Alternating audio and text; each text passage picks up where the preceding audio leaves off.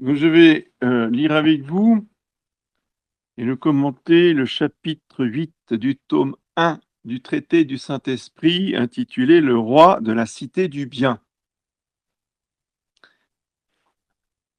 Alors, il m'a semblé important en ce mois de juin, mois consacré, je vous le rappelle, au Sacré-Cœur de Jésus, à la dévotion au Sacré-Cœur de Jésus,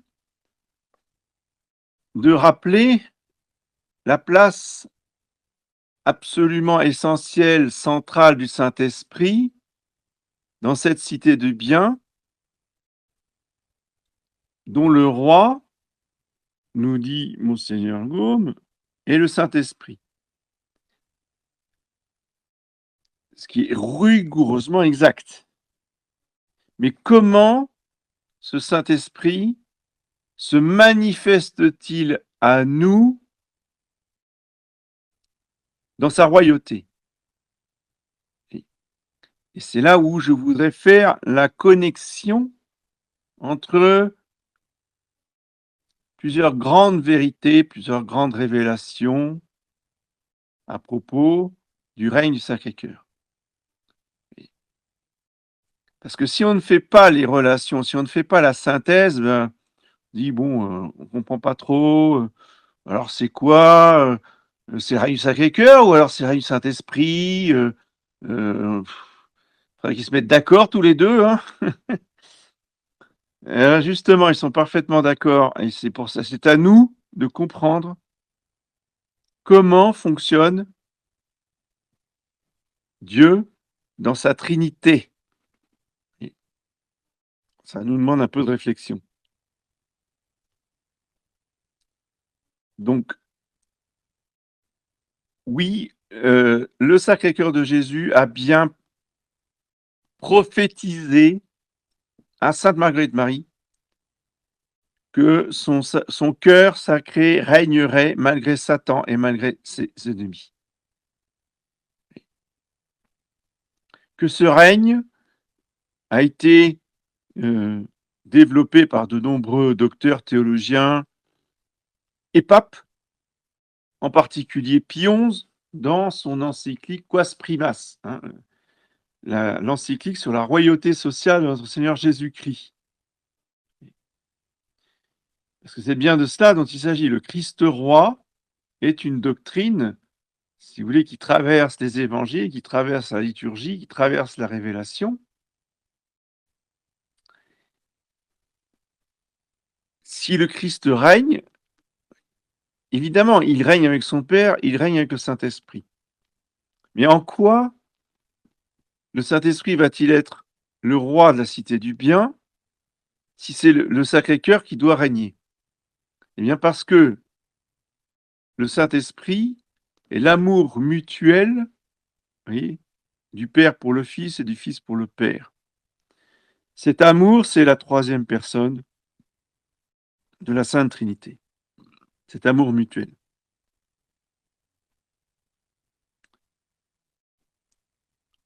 Et donc cet amour est symbolisé à la fois par le vent et surtout par le feu. Le feu qui est attisé par le vent. Le vent qui propage le feu encore plus vite. Ça, c'est le Saint-Esprit.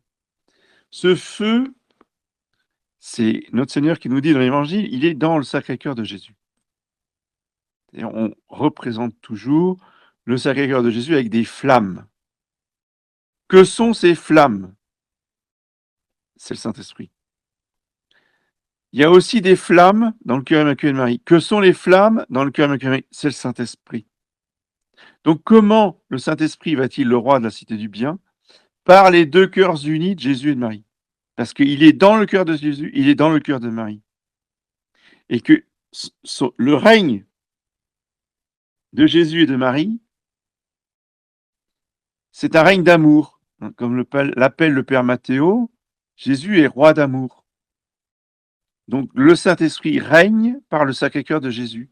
Le Saint-Esprit règne par le cœur immaculé de Marie. Oui.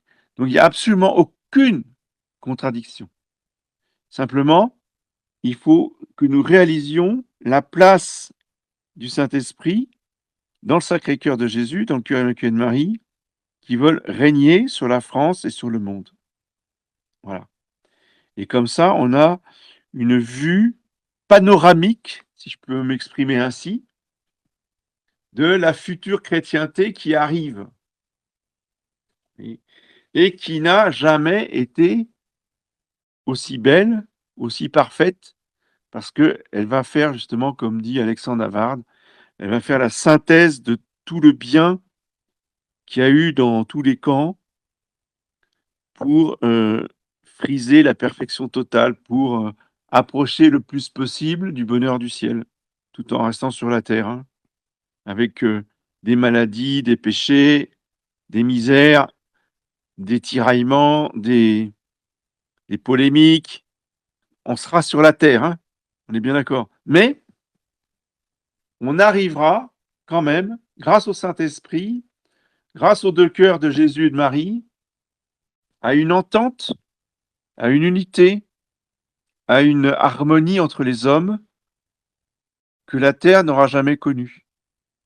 Parce que le Sacré-Cœur de Jésus et le cœur immaculé de Marie vont détruire totalement leur ennemi, et qui justement a fomenté toutes les hérésies depuis le début, a fomenté tous les schismes. Donc je veux parler de la synagogue, évidemment. La conversion des Juifs, une fois que les Juifs sont convertis en masse, c'est terminé, quoi. Il n'y a plus de conflit. Les hommes peuvent enfin vivre en paix avec les deux cœurs unis de Jésus et de Marie. Donc voilà le cadre, si vous voulez, pour harmoniser ce que nous savons et disons du règne du Sacré-Cœur et du cœur de Marie avec le chapitre de Monseigneur Gaume sur le Saint-Esprit, roi de la cité du bien.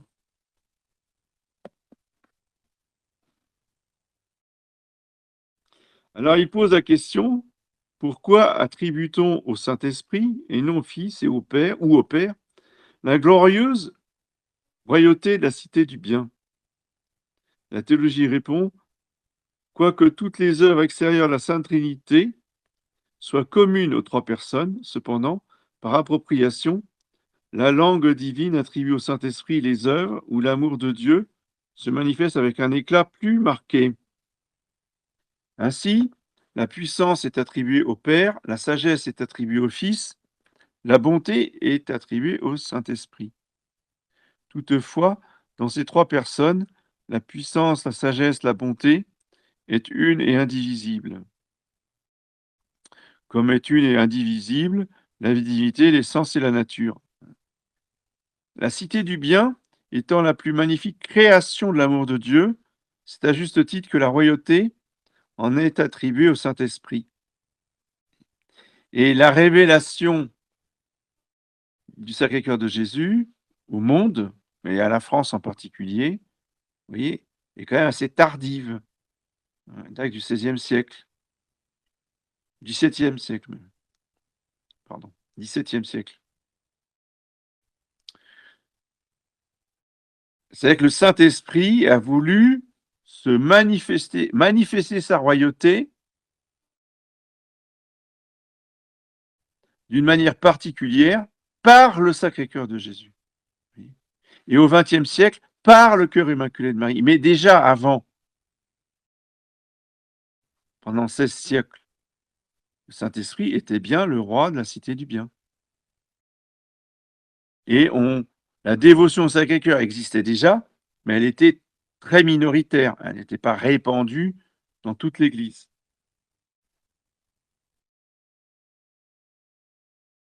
Et donc l'œuvre de la chrétienté du Moyen Âge, c'est bien l'œuvre du Saint-Esprit, roi de la cité du bien.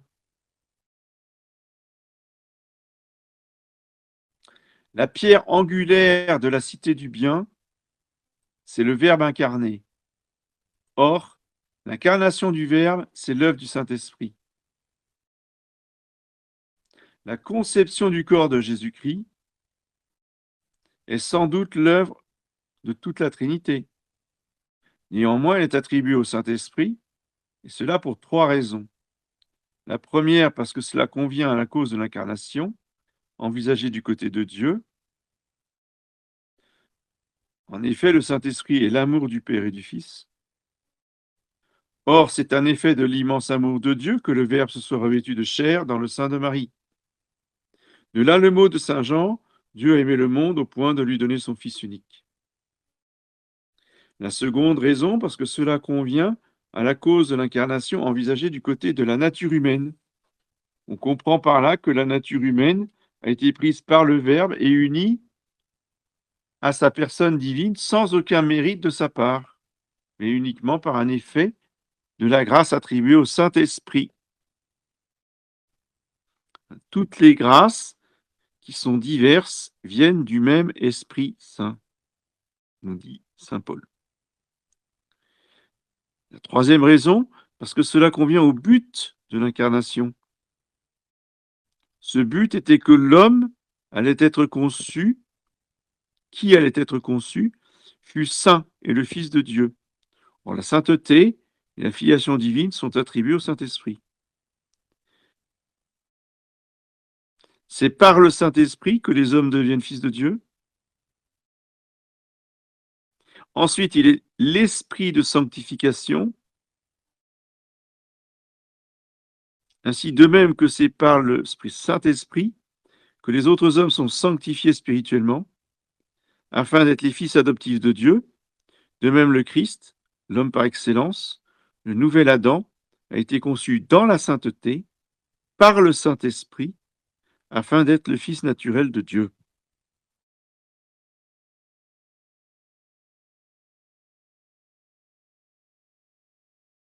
Roi de la cité du bien, parce qu'il en a formé la base vivante. Le Saint-Esprit, il est encore parce qu'il en est l'âme et la vie. En circulant dans toutes les parties de ce grand corps, comme le sang circule dans nos veines, et comme la lumière circule dans l'air, sa charité l'inspire, sa sagesse le régit, sa beauté l'embellit, et sa puissance le protège. Afin de connaître la nature et le mode de ces communications divines, le gouvernement du roi de la cité du bien, approchons avec un respect mêlé d'amour du trône où il est assis, et voyons quel est en lui-même ce divin roi. Connaître quelqu'un, c'est savoir son nom. Qui nous dira les noms propres du roi de la cité du bien? Lui seul, car l'être infini peut seul se nommer lui-même. Or, il s'appelle Saint-Esprit, don, onction, doigt de Dieu et paraclet. Mais alors ça, ce sont des termes que l'on trouve dans l'Évangile ou dans les épîtres de saint Paul aussi. Beaucoup. Et on n'approfondit pas, on passe sur ces noms du Saint-Esprit alors qu'ils sont vraiment très importants à approfondir. On comprend les mots, hein, on comprend bien ce que ça veut dire le don, on comprend bien ce que c'est qu'une onction, mais en quoi le Saint-Esprit est un don? En quoi le Saint-Esprit est une onction? C'est ça qui est très intéressant d'approfondir. Le mot paraclet est un mot grec et il faut le traduire en français pour bien comprendre ce qu'il signifie. Le Saint-Esprit, paraclet, c'est le Saint-Esprit qui est notre avocat. Le paraclet, c'est l'avocat.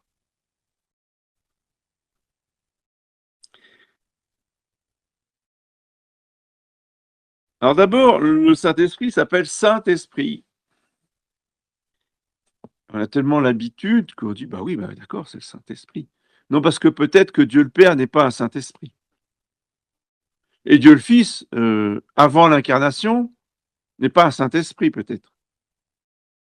C'est pourtant la définition même de Dieu que nous apprenons au catéchisme, sa première leçon. Dieu est un pur esprit, créateur du ciel et de la terre, et souverain maître de toutes choses. Bien, donc, on pose en premier dans la définition de Dieu que Dieu est un pur esprit. S'il est pur esprit, ça veut dire qu'il y a aussi un saint esprit. Dieu est saint. C'est la sainteté essentielle. C'est la sainteté infinie. Donc le Père est saint, le Fils est saint, et le Saint-Esprit est saint. Les trois sont esprits et les trois sont saints. Alors pourquoi n'appeler que la troisième personne de la Sainte Trinité Saint-Esprit?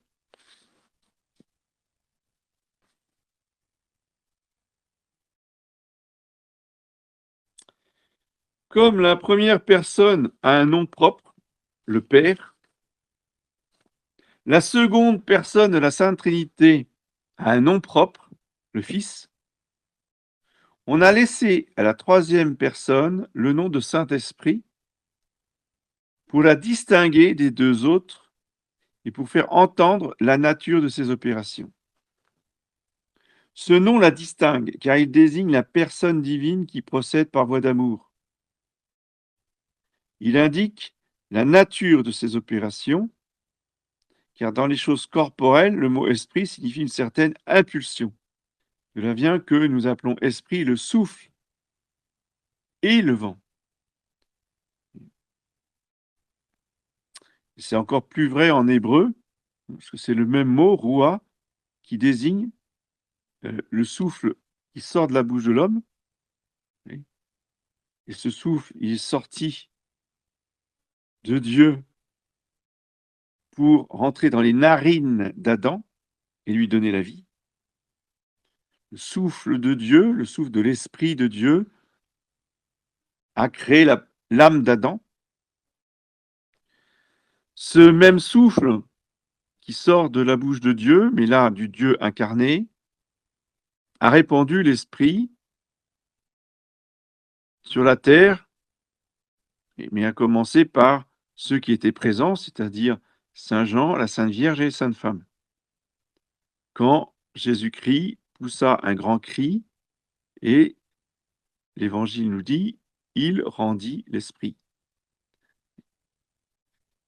Quel est l'Esprit de Jésus? C'est le Saint-Esprit, évidemment, qu'il a expiré dans un grand cri.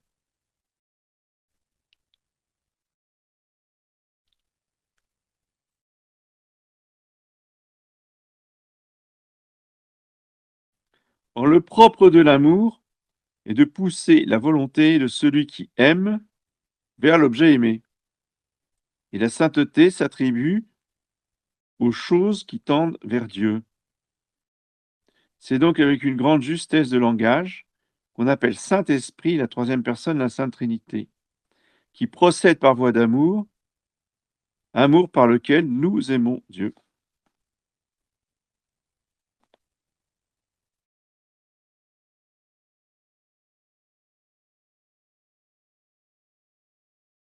Cet esprit est saint, c'est-à-dire pur, exempt de mélange. Il n'y a absolument rien de matériel dans le Saint-Esprit et il n'y a évidemment aucun mélange avec le mal. Il n'y a aucun mal en Dieu. Donc, il est parfaitement saint.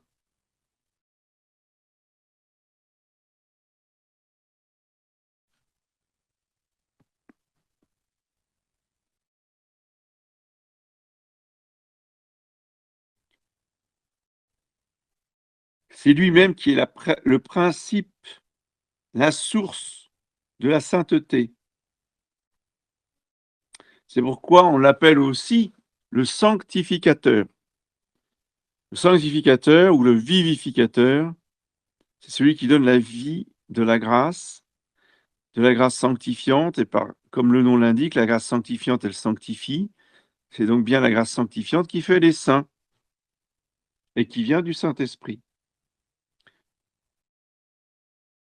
Or, c'est une vérité de l'ordre moral, comme de l'ordre matériel, que la cause du mal, de la honte et de la douleur, c'est le mélange, oui, c'est le dualisme entre le bien et le mal, entre la matière et l'esprit. Pour dire le mot, c'est l'impureté. Impureté, encore une fois, pris au sens large, et non pas au sens restreint du 6e et 9e commandement. C'est évident. Il n'est pas question de ça quand on parle de Dieu. Mais l'impureté dont nous parlons ici, ce serait un mélange avec la matière, un mélange avec ce qui est inférieur. Voilà. C'est en ça que l'Esprit Saint est parfaitement saint et parfaitement pur. En se communiquant aux créatures, que fait l'Esprit Saint? Il élimine les éléments étrangers qui les déshonorent et les font souffrir. Et plus cette communication est abondante, plus les créatures se simplifient, plus on est purifié par le Saint-Esprit, plus on est simple. Le pécheur est compliqué, plus il pêche et plus il est compliqué. Il se complexifie. Il se perd dans ses propres méandres. Oui. Le Saint-Esprit est infiniment simple.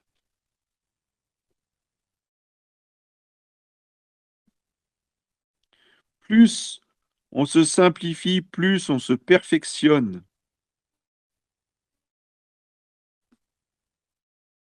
Plus on se rapproche de la pureté ineffable du Créateur qui doit être notre modèle. Et plus les âmes se perfectionnent, plus elles deviennent belles et heureuses. De ces notions, il résulte que la sainteté est le principe unique de la beauté et du bonheur. Puisque le roi de la cité du bien est la sainteté même, on peut juger s'il est glorieux, s'il est doux de vivre sous ses lois.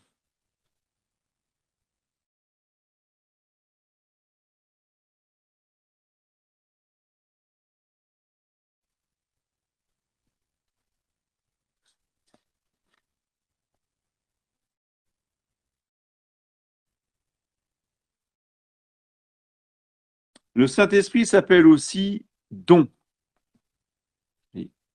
D-O-N. Le Saint-Esprit, c'est le don par excellence. Parce que c'est l'amour mutuel. Hein. Le Père se donne totalement, sans réserve, à son Fils. Et le Fils se donne totalement et sans réserve à son Père. Donc le don mutuel du Père et du Fils est total, absolu, sans aucune restriction. C'est pour ça que je vous ai mis tout à l'heure dans le groupe le poème chanté de Sainte Thérèse, aimer, c'est tout donner, c'est se donner soi-même. C'est tout à fait la description du Saint-Esprit.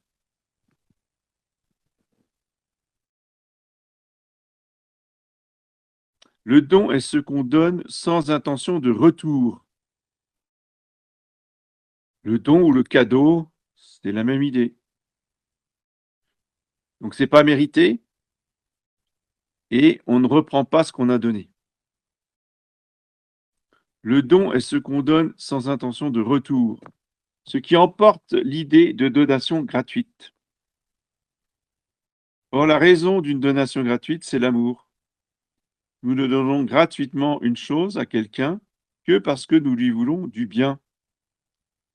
Ainsi, la première chose que nous lui donnons, c'est notre amour, d'où il suit manifestement que l'amour est le premier don, puisque c'est par lui que nous donnons gratuitement tout le reste.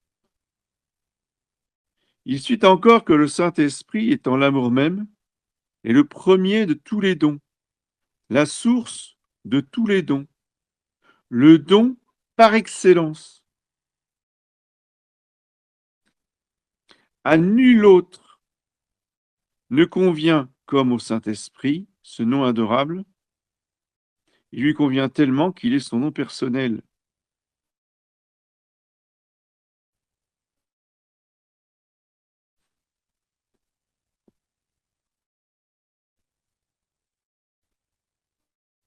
Lors donc, dit saint Augustin, que nous entendons appeler le Saint-Esprit don de Dieu, nous devons nous souvenir que cette expression ressemble à cet autre dans l'Écriture, notre corps de chair. De même que le corps de chair n'est autre chose que la chair, ainsi le don du Saint-Esprit, c'est le Saint-Esprit lui-même. Il est don de Dieu, seulement en tant qu'il nous est donné. Et parce que le Père et le Fils le donnent, que lui-même se donne, il n'est pas inférieur au Père et au Fils.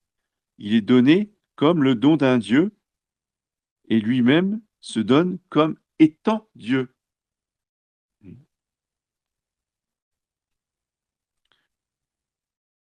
Et cela nous rapporte aussi à la parole de Jésus à la Samaritaine sur le puits de Jacob. Si tu savais le don de Dieu. De quel don de Dieu parle Jésus à la Samaritaine? Du Saint-Esprit. Et c'est pour ça qu'il lui parle aussi de cette eau vive qui jaillit du cœur de l'homme jusqu'à la vie éternelle. Ça, c'est l'œuvre du Saint-Esprit, qui est le don de Dieu. Nul ne peut dire qu'il n'est pas maître de lui-même et parfaitement indépendant, puisqu'il est écrit du Saint-Esprit, l'Esprit souffle où il veut. On sait où il va, mais on ne sait pas d'où il vient.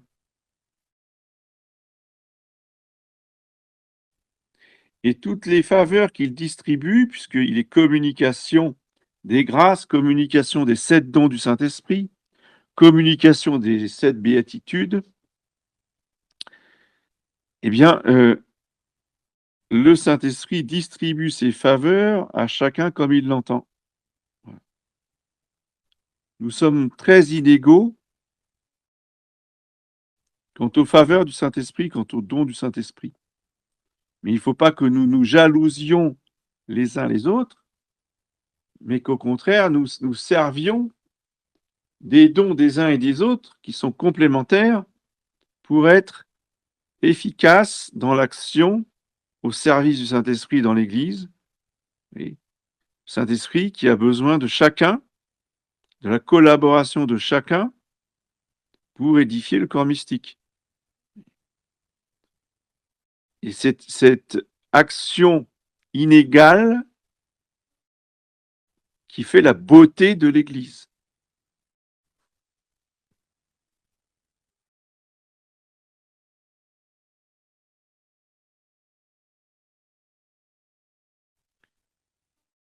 Il ne faut donc voir ni infériorité dans celui qui est donné, ni supériorité dans ce qui donne, mais l'ineffable concorde du donné et des donateurs. Le Saint-Esprit est donc l'amour donné, l'amour même, l'amour infini, l'amour vivant, l'amour principe, l'amour Dieu. Tel est le Saint-Esprit. En le propre de l'amour est de tendre à l'union, le propre de l'amour infini est de tendre à l'union infinie. L'union infinie, c'est l'unité.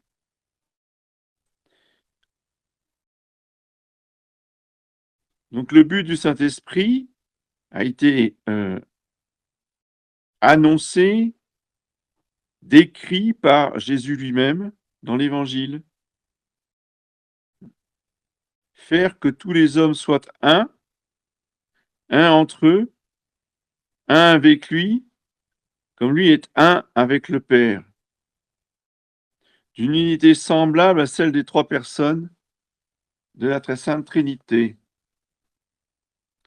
procurer par cette unité universelle la paix, le bonheur, la déification universelle par la grâce. Voilà l'unique pensée du roi de la cité du bien, le but suprême auquel se rapportent toutes les lois, tous les roulages de son gouvernement, tous les, tous les niveaux de la société du bien.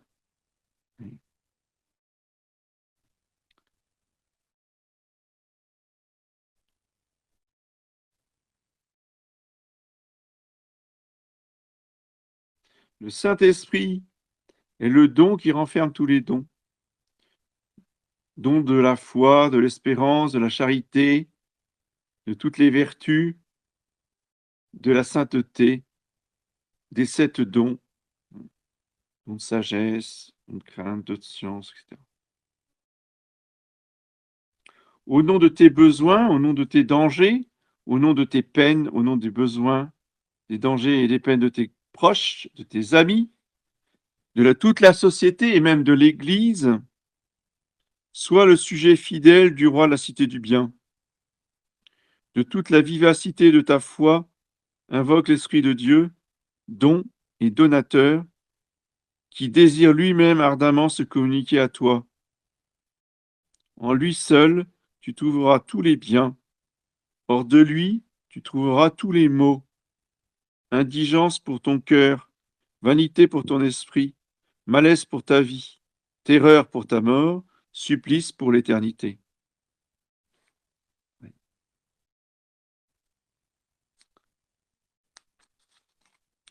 Voilà, donc je vais arrêter là pour ce soir, mais n'hésitez pas hein, à aller continuer la lecture. C'est aussi le but, hein, c'est de vous susciter de l'intérêt, une curiosité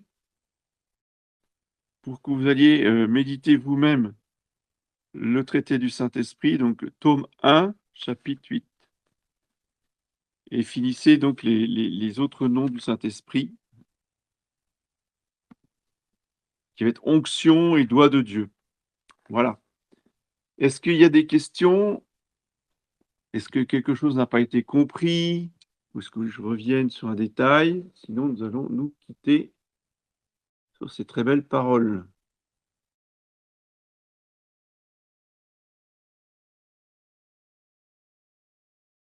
Bien, je vous dis bonsoir et à mardi prochain.